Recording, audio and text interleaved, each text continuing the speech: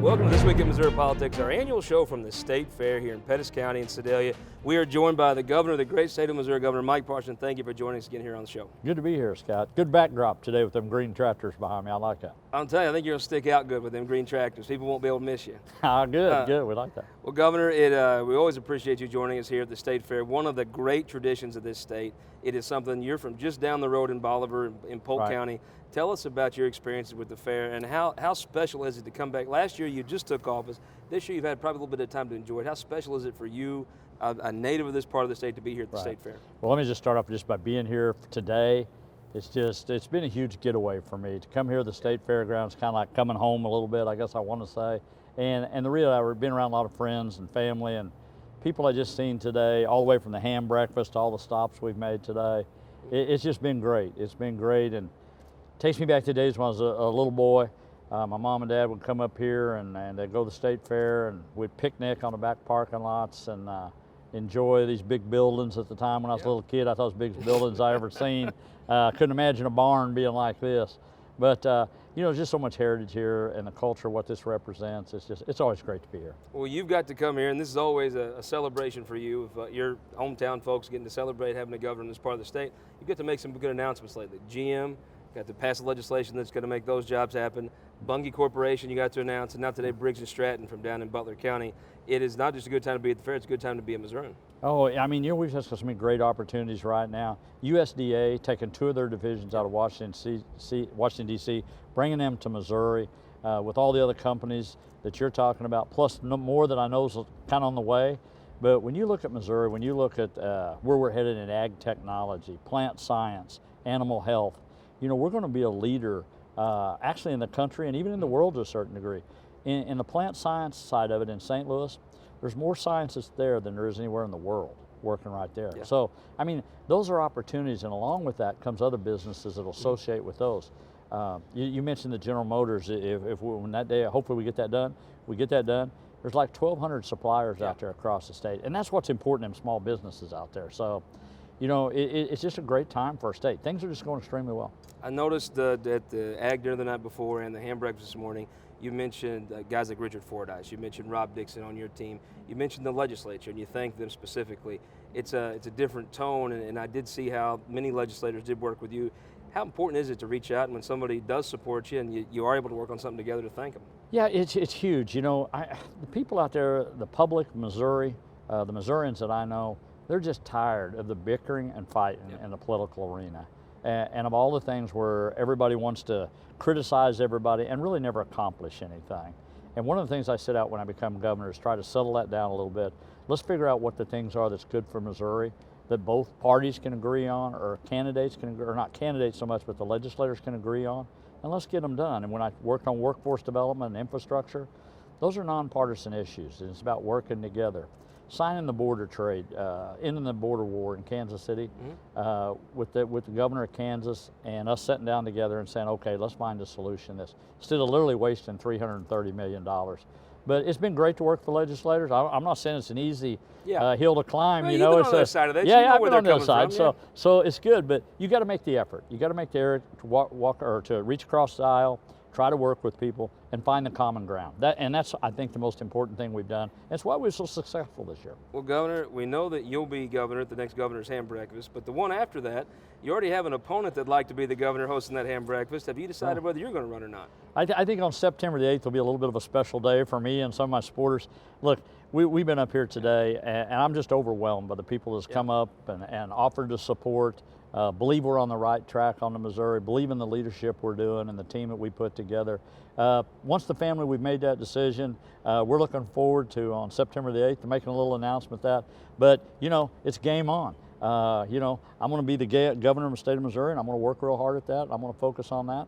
But I'm also, there won't be anybody work any harder than I will on a campaign. Nobody. Let's talk about Nicole Galloway, the state auditor. I think has a pretty good reputation in that job, decided to step up and to take you on.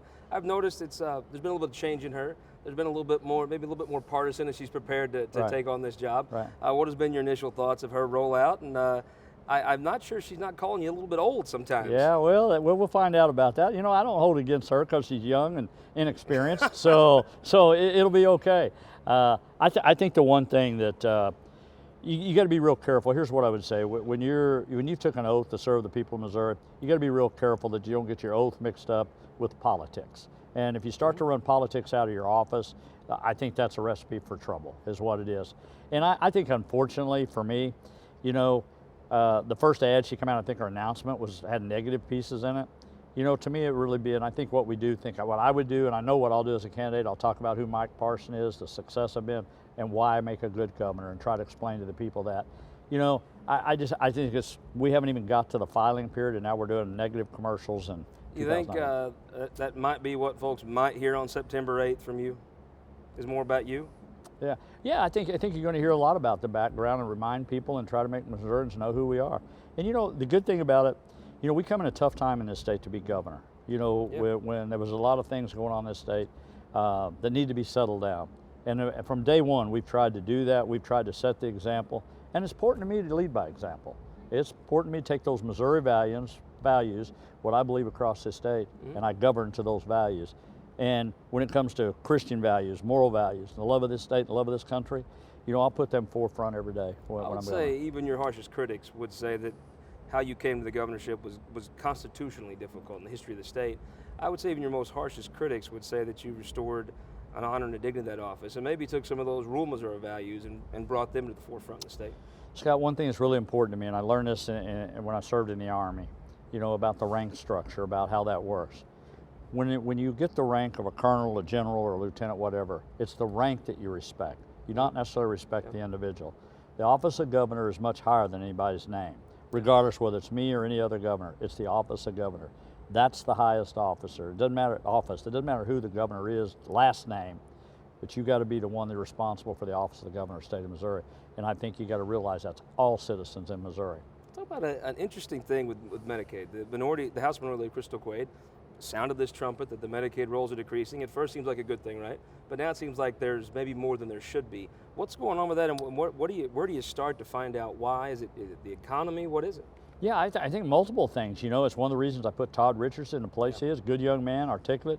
We're going in there finding. Number one. Hometown. Yeah. He's from your part of the woods down there. But Todd's doing a great job. And what we're really doing is things. We're trying to analyze who's qualified, who's not qualified, who belongs on the rolls, who doesn't. A lot of people that are on there, frankly, one instance we had where people were out of state, had been out of state for 7 years, drawing benefits. All of that stuff needs to be cleaned up. When people talk about Medicaid expansion, it should never be about just adding more people to a broken system. It ought to be cleaning up the system and really trying to help the people that really need the Medicaid assistance. What I mean, the people that really need it. But I guarantee you, all of us sitting here, all of us in our communities, there's probably people out there we all know that are abusing the system.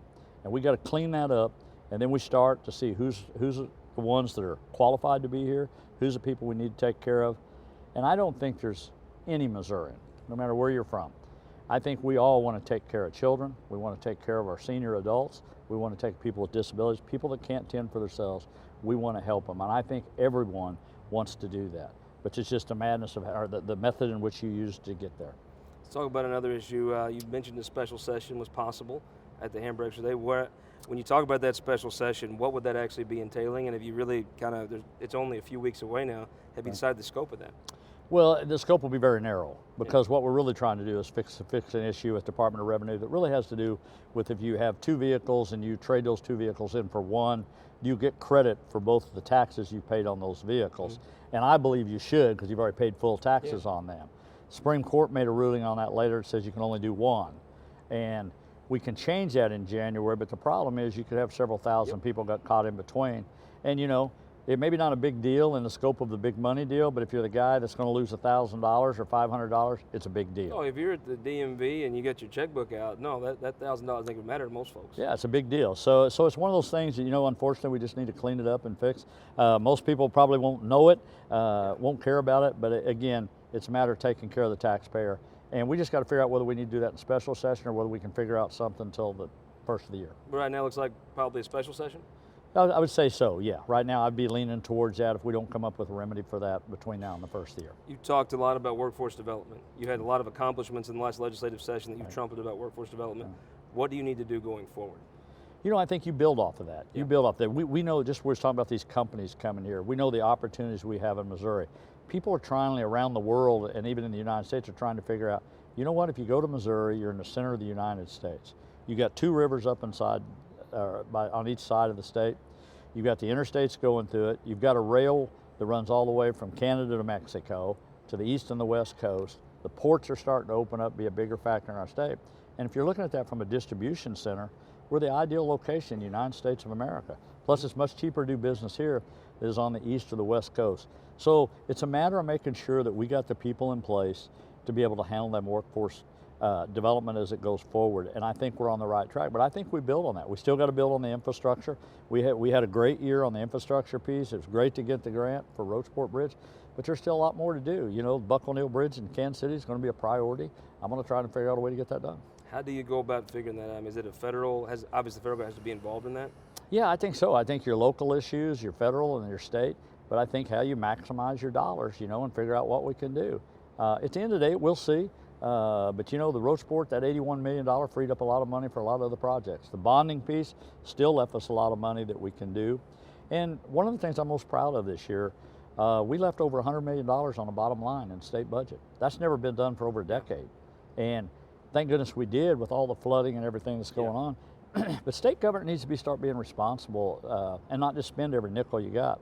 Real people in the real world don't do that.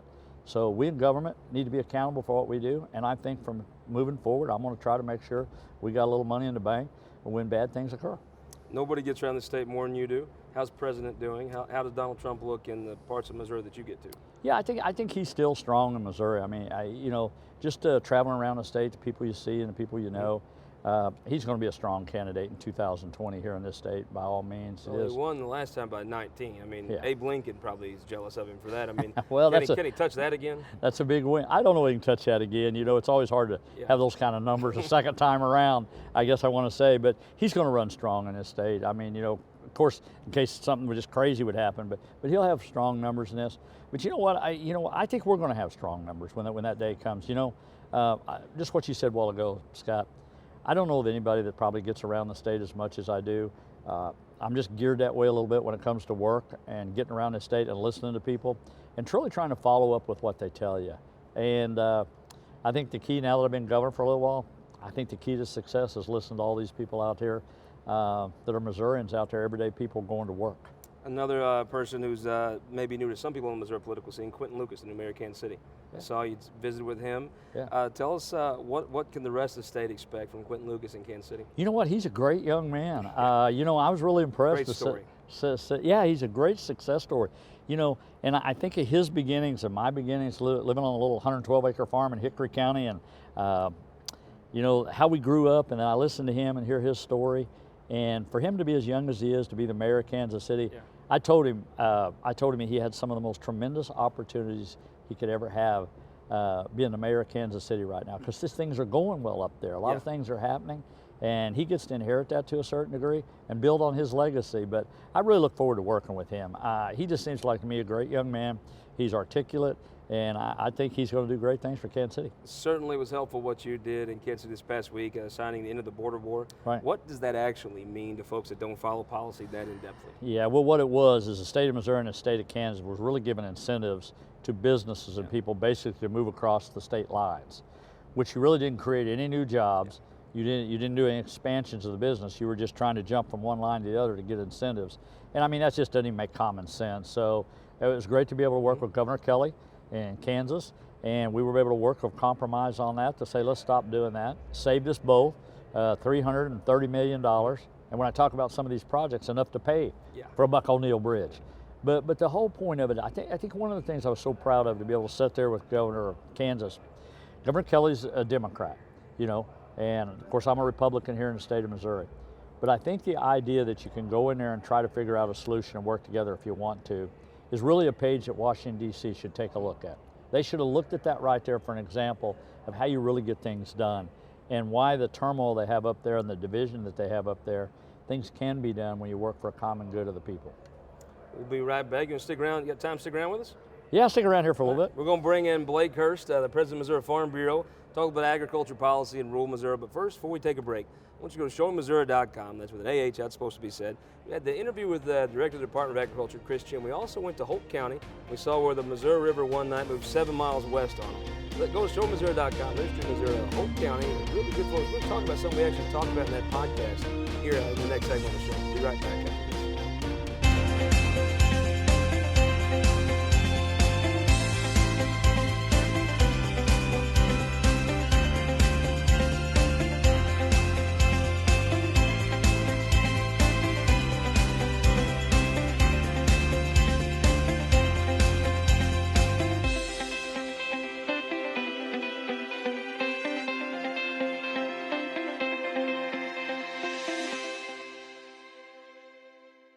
All across Missouri, our new car and truck dealers are building strong local economies. When you buy a car or truck in Missouri, you're helping to support over 20,000 Missouri families who rely on the auto industry for good-paying local jobs. You're also helping fund our communities, schools, first responders, and our roads because dealers generate millions of dollars in tax revenue. Missouri's automobile dealers have been the foundation of our communities for generations and for generations to come. The Missouri Automobile Dealers Association, the heart of Missouri. At Ameren, Missouri, we know what light can do. It draws people together and chases monsters away. And if you shine it in the right direction, it will light the path for the next generation, showing them what their tomorrow could look like, and spotlighting the possibilities that lay in front of them. Investing in our community by lighting the way forward. That's energy at work. Ameren, Missouri. Welcome back to This Week in Missouri Politics, our favorite show of the year at the State Fair here in Sedalia. Governor Parson, thank you for sticking around, sir. No, good to be here. Good to be here with my buddy here. Blake's going to be here with us. Exactly. We're now joined by the man, no matter who's in Washington, D.C., if you're a Missouri farmer, Blake Hurst, the president of Missouri Farm Bureau, thank you for joining us, sir. Good to be here. So tell me, you're no stranger to the State Fair, I know that. Give me what that means to you and the traditions and the history of how much of Missouri is tied up in the walls of this Coliseum and just these grounds. Well, it is. It's fun to walk around. You look at the horses, look at the cattle. Of course, we showed cattle. Our kids did when they were younger, and just to see the cattle show, the kids fitting their cattle and vacuuming them up and shampooing them and trimming their toenails and all those things. So it's a lot of family history there, and a lot of history of this state. And of course, as I've had in this role, I've had a chance to meet almost every politician that I can think of that works in the state of Missouri is going to be at the State Fair sometime. So seeing those people, visiting with them, a lot of good memories. If they ain't at the State Fair for at least a while, they aren't to be a politician in the state of Missouri, right? Not for very long. Let's talk about something you both worked on this year. There was a KFO piece of legislation. It basically was kind of pushing back on people who are trying to regulate some of the cattle farms and large animal farms. There's been a movement here right before the law goes into effect after you signed it to maybe do some local ordinances to push back. What is the status of that? And when you wrote this law, did you anticipate that being an issue? Well, being as we all can read English and understand it, no, we did not think this would be an issue. The law is very clear. After the end of this month, when the law that Governor Parson signs goes into effect, no county can have an ordinance that's stricter than the state law. Now, what the lawyers who are sort of leading this charge are arguing is that the state basically can't change a county law. We can amend the Constitution, but come to find out, the state can't change a county law, which is sort of strange because counties exist because the state created them. And it's no doubt in our Constitution, or state Constitution, which way the power runs. So I think some county commissions are getting some bad legal advice, and I think we'll all end up in court, and I'm fully confident that when the court cases are all through, that the law will mean exactly what it meant when the governor signed it and the legislature passed it. Well, Governor, probably not the first time you've seen a farmer read something different than a lawyer, right? Well, yeah, it won't be the first time that ever happened, for sure, and it won't be the last. But I think I'll be a little careful what I say here because this could be legal opinion. But Blake's right. We need some sort of regulatory requirement or regulatory requirement that's even for every county, for every producer. One producer shouldn't have advantage over another or a disadvantage over another one. And I think it's really the state's role to regulate that and to work within its means. And I think with the way the language was written, again, I'm like Blake, I think it's going to hold up in the courts, but we'll just have to see how that goes. It does seem like every time you turn around, whether it's a city, a county, the state, the federal government, they all want to tell the farmer how to farm, how to raise cattle, how to raise hogs. It just doesn't seem like there's an end to the regulation. No, and the thing that happens with these county ordinances, one of the counties that you mentioned that passed the ordinance had a 24-hour notice, posted the notice of the meeting at which the ordinance was passed in a place where no public was likely to see it, even though it was legal to post it there. 24-hour in the state, when the state makes a new regulation, when the state changes a regulation, 30-day period, public comment hearings. There's a procedure to pass these rules. The rules are necessary, obviously, but so is the procedure. Counties don't have to follow any kind of procedure to pass these ordinances, and that's why making it a state level regulation made so very much sense. Talk about another issue that I know both of you are very involved with, especially from Atchison County up in the very northwest corner of the state, the Missouri River flooding. On Shore, Missouri, we were in Holt County, and the Holt County Farm Bureau president, Jason Kurtz, he gave me an idea. We were sitting and talking. He said there was a time 500-year floods didn't happen every year. He said then there's something with the Endangered Species Act was changed, and now all of a sudden they regulate these lakes in South Dakota and Minnesota, not for water management, but to some rare fish to have a better way of surviving. And now we're having these floods all the time. And I've mentioned that to a few people, and I've seen more and more folks say, well, maybe that is part of the reason why there's these floods, is because it's some EPA Birkenstock wearing regulator caring more about how to run that river than farmers. I think one of the keys, Scott, I've said all along, the states have to be at the table on how we're going to regulate the rivers going through our state. It is a huge economic impact on our state.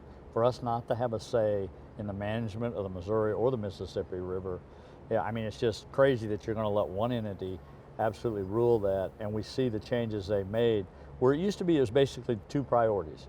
It was about the safety of the river and property. That was the navigation. Those right there was the main purpose of the management of Corps of Engineers. Now we've expanded that to 9 items. So which one of those 9 items becomes a priority now to them? And the reality of it is, when you get too many priorities, nothing is a priority. Yeah. And we need to go back to that basic fundamental of what those rivers were really for, how you manage them.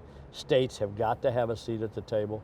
That's why I've been adamant about that. That's why the governor from Iowa, Nebraska, Kansas feel the same way. And I believe we're going to get that change at the end of the day, but we've got to make changes in the management of the river. Is there something to what that Holt County Farm Bureau member said? Oh, it's absolutely, Jason's absolutely right. Not only have we changed the way we regulate the flows in those, or regulate the levels in those reservoirs, but maybe even more importantly, we've changed the channel of the river. So what we're seeing is the same rain event, the same storm that 20 or 30 years ago would not have caused flooding is now causing flooding, because the channel has slowed down, it's lost the ability to carry water, and so that's the same thing as lowering levees, and that's exactly what we've done. It was done in order to try to save 3 endangered species. There's been no progress made on the species, no proof that any of these things have worked, and yet we're seeing flooding in 13, I think I heard this morning, in 13 of the last 15 years, there's been flooding in my part of the state and then above Kansas City on the Missouri River, as well as terrible losses below Kansas City. So we really have to fix this. Talk about another issue that I know that both of you cared a lot about, and that's rural broadband. There's a rural way of life that sometimes maybe parents get to live, but they can't pass it on to their kids because they can't find the job they need. We're here at the State Fair in the Coliseum in Sedalia. How important is that rural broadband going to be to keeping a rural way of life here in Missouri happening? You know, it's crucial. It's crucial. Nobody should have an advantage. No kid should have an advantage over another kid because they don't have access to broadband. You know, we still got about 10 schools in the state that don't have broadband. Right? There's no way that those kids can compete like any other kid that can have that. And yes, it's more expensive to take things to rural Missouri, but everybody has a right to live where they live, and we should be able to provide those services. And really, honestly, the people providing those services need to be figure out, do their part to help get it there. And I think by us putting money into the system, the federal government putting money in the system, you know, it's a priority for our state. And you know, we're talking about expanding in this state, whether it's those new corporations that you're coming in here, new business coming here, maintaining what we got, but you got to have internet accessibility to be able to compete. And that's why that broadband's so important to me. We've got members who have to drive their kids into the McDonald's parking lot. You've heard this story, but it's true. It's important for rural health care. Actually, in a lot of other states, they have good broadband. They're able to do the diagnosis of what kind of stroke a person in a rural area might be having, because it's contraindicated, the medicine, whether you're having a bleeding stroke or a clotting stroke, it makes a big difference on what's prescribed. All those things can't be done without rural broadband. And heck, we gotta, we ought to have the right to watch Game of Thrones too. I mean, joking aside, there is a cultural thing where, we have things we share as a culture, and now when so much of our popular entertainment is streamed, is on broadband, if you don't have access to that, you're not part of the conversation if you live in rural Missouri. Oh, anymore right here in Sedalia. Last night at the concert, you could turn on your phone and hear Dan McLaughlin call the Cardinal game right here in Sedalia, which is, you couldn't always do that, right? And you're right, it does change your way of life in a lot of different ways. That's right. President Hurst, you've been a long time since a Missouri Farm Bureau president has been able to work with a Missouri Farm Bureau member and a Missouri farmer as governor. What's that been like? You don't have to explain the difference between pesticide and herbicide, right? No, it is really a blessing to have that level of understanding what our problems are, what we're challenged with, and then have the level of communication between our people and the governor's staff, between me and the governor. It means a lot to our members, and they understand that. Boy, do they understand it and appreciate it. And it's been a great relationship, and I look forward to continuing it for a long time into the future. Governor, you have a Republican president, one that says he does not like regulations. It's interesting, some of the things we hear about are federal regulations. It's almost like the Birkenstock from the EPA is on the throat of the Missouri farmer. Is there a way to communicate to him to maybe put a Missouri farmer's boot on the throat of the EPA? Yeah, you know what, I think one of the things that I've been able to do, which I've had the privilege of doing, is serving on an advisory committee of his. There's 10 governors that sit on that, 5 Republicans, 5 Democrats. Those are the exact things that you get to bring up in Washington, D.C., and to be able to say, this is how this affects Missouri farmers. And you talk about what's beneficial to us and how that hampers us. I'll go back to what Blake said. I don't care how you cut it. If you're not a farmer, if you're not grew up in that era, it's very difficult to understand what farmers do, what regulatory environments can do to farmers. There was a young man today asked me a question: how do young farmers get into business today? And I'm sitting there telling that kid, knowing full well it's a tough road to go, but the last thing you want to do is you don't want to regulate him out of being able to be a farmer. Give him a shot. Well, Governor Parson, thank you for joining us here on This Week in Missouri Politics from the Coliseum at the State Fair in Sedalia. Thank you, Scott. Blake Hurst, the president of Missouri Farm Bureau, thank you for joining us and talking about agriculture with some, you feel pretty familiar in this background, I figure. Yeah, some good-looking tractors there. Can I borrow those? We'll talk about that. I ain't the person to ask. That's above my pay grade. We'll be back in our studios next week in St. Louis. I'm going to take over Who Won the Week myself this week. I don't think there's any doubt the people that won the week this week: Mark Wolf, the director of the Missouri State Fair; Chris Chin, the director of the Missouri Department of Agriculture. You have Kevin Roberts, the State Fair Commission. You have the presiding commissioner, David Dick, here in Pettis County. Put on a terrific fair every year.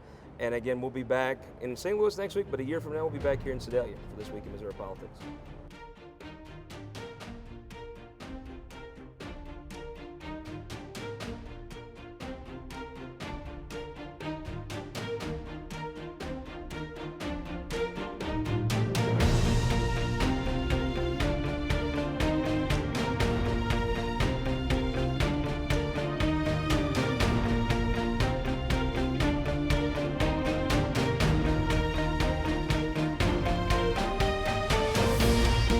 This Week in Missouri Politics, sponsored by the Missouri Association of Career Fire Protection Districts, SPIRE, and Sterling Bank.